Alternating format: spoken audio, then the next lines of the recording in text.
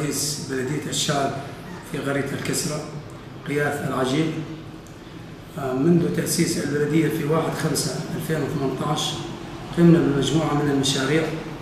أولا بإزالة بقايا الأوساخ المتراكمة منذ 8 أعوام، قمنا بإزالتها وأخذها إلى الصحراء وطمرها. ثاني مشروع قمنا به فتح الطرقات، طرق الكسرة، طريق المروزة مرقدة نتيجة السيول، وقمنا بتأهيل بير مياه ناحية الكسرة وهو جاهز للاستعمال. قمنا بعمل تنظيف للدوارات وترميم قسم منها وزراعة القسم الأكبر منها،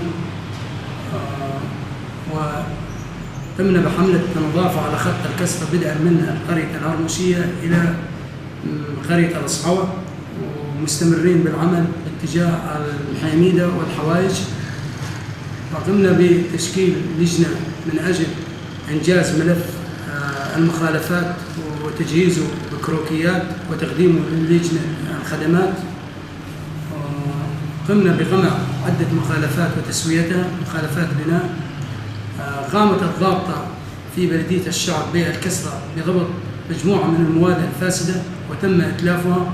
والموضوع زودنا المجلس المدني بمشروع من أجل إقامة مشروع رياضي يضم المنطقة بشكل عام، وزودنا المجلس المدني بخطة لإعادة تشجير الحدائق والحزام الأخضر. أقامت وترميم الأسوار من أسوار المدارس وأسوار سور البلدية.